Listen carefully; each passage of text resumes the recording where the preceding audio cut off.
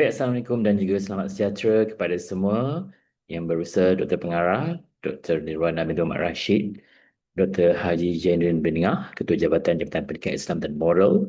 Seterusnya, para pelajar yang dikasihi sekalian, selamat datang ke Bicara Tuntas bagi Reka Moral 2026 bagi Inovasi BM Digital Pendidikan Moral Sekolah Rendah. Jadi pada hari ini saya ingin menyampaikan topik berkenaan dengan pendigitalan dalam pendidikan moral. Sebelum kita ingin meneruskan sesi perbincangan ini, mari kita lihat satu video yang telah saya sediakan.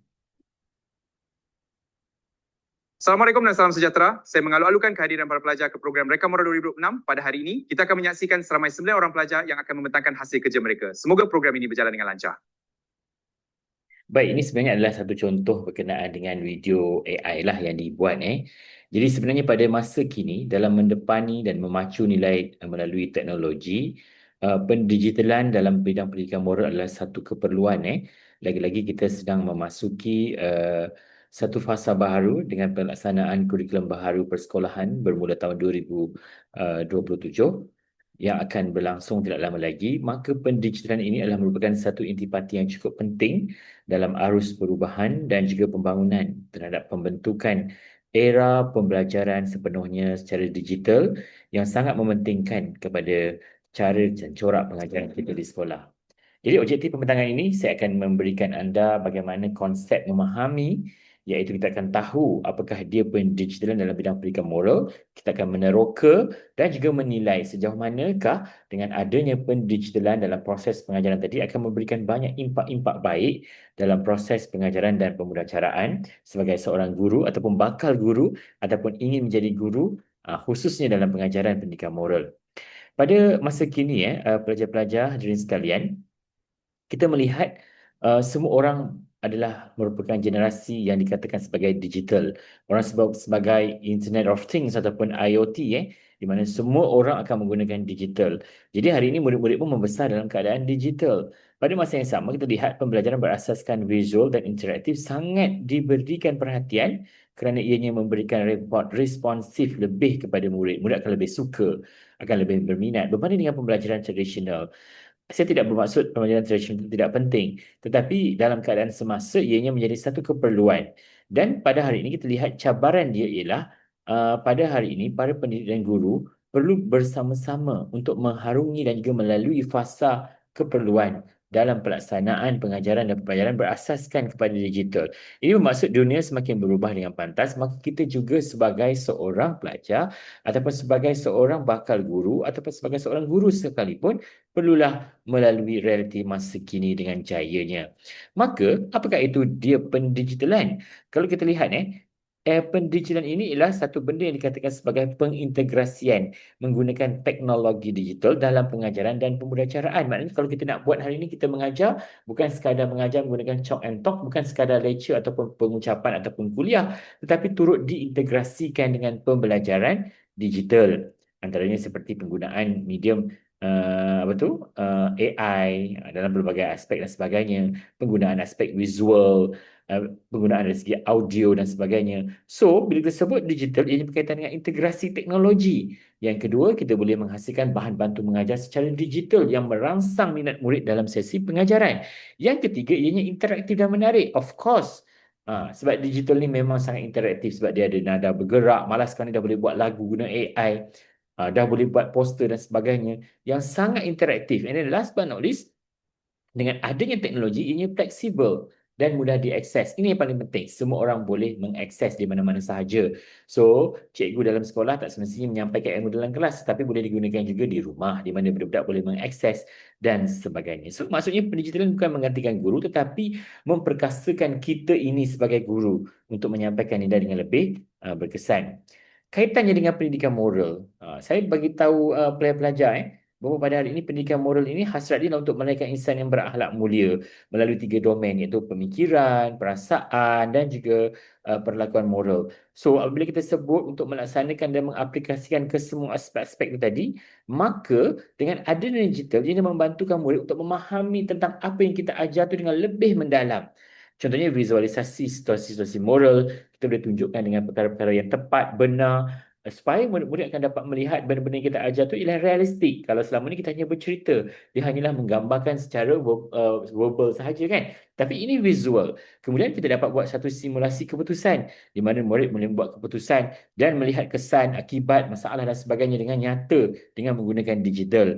Dan apabila kita menggunakan digital ini, dia akan memberikan satu refleksi kepada diri di mana murid akan menilai tindakan ataupun satu perbuatan tadi itu dengan lebih nyata berdasarkan apa yang dapat dilihat kan, jadi dia akan lebih nampak membantulah, dan dia akan menjadi pengalaman kolaboratif di mana kita boleh berbincang, bagi pendapat, pandangan dan sebagainya dengan menggunakan aspek teknologi digital seperti penggunaan media sosial. Kita boleh muat naik video, dokumen, data dan sebagainya, dan kita boleh berkongsi-kongsi dengan rakan-rakan yang lain tentang isu-isu moral, konflik moral dan sebagainya. Jadi, apabila kita sebut tentang kaitan dengan pendidikan moral, ianya adalah merupakan satu nilai yang perlu diterjemahkan daripada teori kepada amalan, iaitu dipahami, dihayati dan diamalkan. Nilai sebenarnya tidak cukup diajar, perlu dialami dan diamalkan. Maknanya kalau kita sekadar bagi verbal tapi tidak mengalami, tidak mengamalkan dan tidak lakukan perbuatan tersebut, maka ia tidak sampai. So, kaitannya dengan pendidikan moral ialah sangat related antara keduanya untuk membentuk insan yang berakhlak mulia,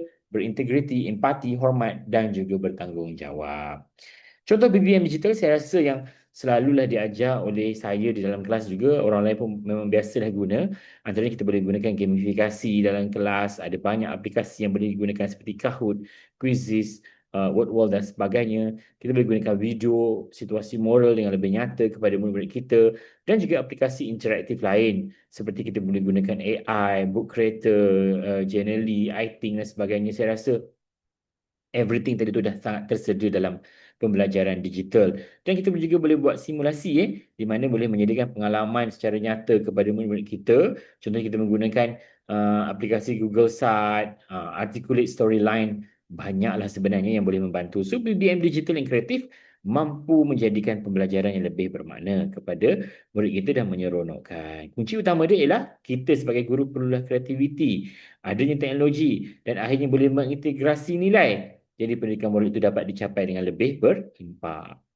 So, apa impak dia, pelajar-pelajar semua ataupun hadirin sekalian? Impak dia pertama, dia meningkatkan minat dalam penglibatan pelajaran. Di mana budak-budak akan rasa sangat seronok nak belajar, happy dan tak sabar-sabar nak masuk kelas cikgu.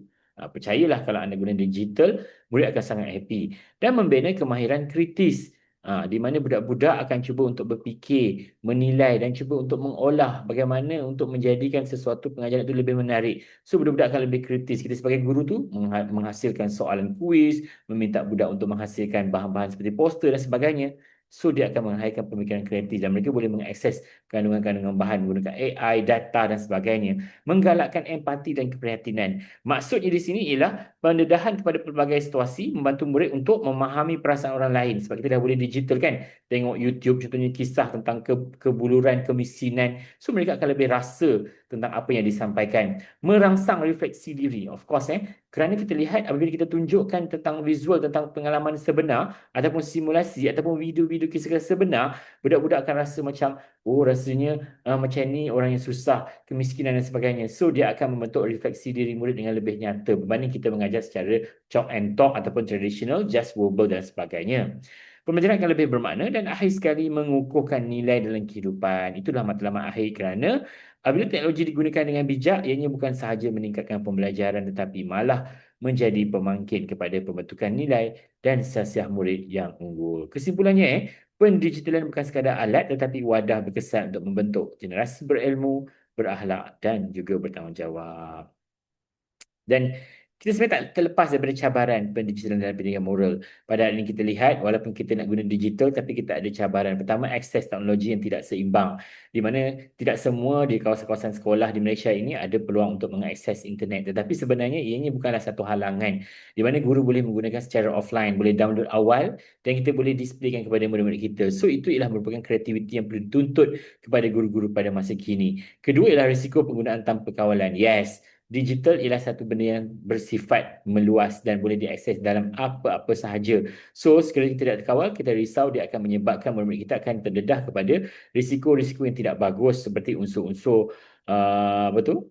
Unsur-unsur perbuatan untuk melayani laman-laman tidak sesuai dan sebagainya. Kemudian, kemahiran digital guru yang terhad, of course ini ada. That's why kita ada CPD, kursus-kursus penambahbaikan. Jadi para guru bolehlah meningkatkan dan juga menambah pengetahuan tersebut. Dan akhir sekali lah kekangan masa dan beban kerja. Bila kita nak buat digital ni memang perlu lebih usaha lah.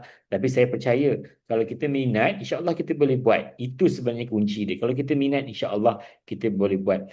Teknologi ni hanyalah alat kejayaan sebenarnya terletak kepada bimbingan dan niat kita untuk mendidik. Itu yang paling penting. Cabaran ini bukan penghalang tapi peluang untuk kita memperbaiki sistem, memperkasa guru dan memastikan setiap murid mendapat manfaat yang adil dan juga bermakna. So, secara kesimpulannya, para pelajar dan hadirin hadirat sekalian, pendigitalan bukan sekadar inovasi tetapi jambatan untuk membina nilai dalam jiwa generasi masa hadapan. Yes, saya suka istilah jambatan. Maknanya, dengan adanya penggunaan digital, ianya dapat mempercepatkan usaha untuk membentuk generasi masa hadapan yang mulia. Sebenarnya teknologi tidak pernah langsung bersalah. Teknologi adalah satu benda yang sangat baik untuk kita mendapat maklumat, mengakses dan sebagainya.